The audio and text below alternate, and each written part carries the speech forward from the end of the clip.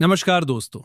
आज हम बात करेंगे भगवान कृष्ण की एक अनोखी प्रेम कथा की, जो तुलसी विवाह के रूप में जानी जाती है। ये कहानी प्रेम, भक्ति और बलिदान की है, जो हर साल कार्तिक मास में तुलसी विवाह के रूप में मनाई जाती है। चलिए, इस पवित्र कथा को सुनते हैं। बहुत समय पहले की बात है। एक राक्षस राजा था जलंधर। वो इतना शक्तिशाली था कि देवताओं को भी हरा देता था। उसकी शक्ति का राज था उसकी पत्नी वृंदा की पतिव्रता। वृंदा भगवान विष्णु की परम भक्त थी और उसकी पवित्रता से जलंधर अजेय बना हुआ था। देवताओं ने भगवान विष्णु से मदद मांगी। विष्णु जी जानते थे कि जलंधर को हराने के लिए वृंदा की पतिव्रता को भंग करना पड़ेगा, लेकिन यह आसान नहीं था। युद्ध के दौरान जब जलंधर युद्ध भूमि में था, विष्णु जी ने जलंधर का रूप धारण कर लिया और वृंदा के पास गए। वृंदा ने उन्हें अपना पति समझकर स्वागत किया। जैसे ही उन्होंने वृंदा को स्पर्श किया, वृंदा की पतिव्रता भंग हो गई। उसी क्षण युद्धभूमि में जलंधर कमजोर पड़ गया और भगवान शिव ने उसका वध कर दिया। जब वृंदा को सच्चाई पता चली तो वो क्रोधित हो गई। उसने विष्णु जी को श्राप दिया, तुमने मेरी पवित्रता भंग की, इसलिए तुम पत्थर बन जाओगे। विष्णु जी ने शाप स्वीकार किया और शालिग्राम पत्थर के रूप में परिवर्तित हो गए। लेकिन विष्णु जी ने वृंदा से कहा, तुम्हारी भक्ति अमर है।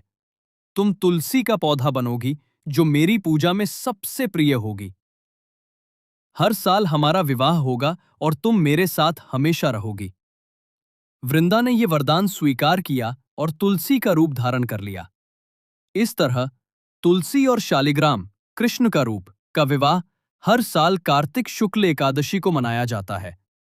ये कथा हमें सिखाती है कि सच्चा प्रेम कभी नष्ट नहीं होता, ये भक्ति में बदल जाता है।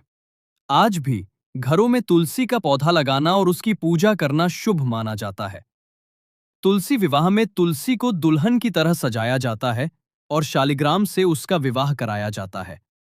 ये त्योहार विवाह के लिए शुभ मुहूर्त की शुरुआत भी माना जाता है। दोस्तों, अगर आपको ये कथा पसंद आई तो लाइक, शेयर और सब्सक्राइब करें। जय श्री कृष्ण। प्राचीन काल में एक भयंकर दानव ने तीनों लोकों में हाहाकार मचा दिया। उसकी क्रूरता और अहंकार से देवताओं को भी चुनौती मिली। देवताओं ने भगवान शिव से रक्षा के लिए प्रार्थना की। भगवान शिव रौद्र रूप में प्रकट हुए, उनकी आंख से ज्वाला निकली। शिव और दानव आमने सामने आए, युद्ध का मैदान थर्रा उठा। शिव ने दिव्य अस्त्रों का प्रयोग किया, जिससे दानव सेना में भगदड़ मच गई।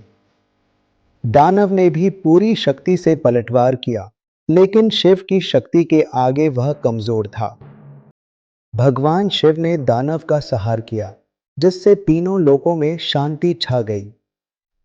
शिव ने धर्म की रक्षा की और ब्रह्मांड में संतुलन स्थापित किया। अंत में सत्य की विजय होती है। यह कथा हमें यही सिखाती है।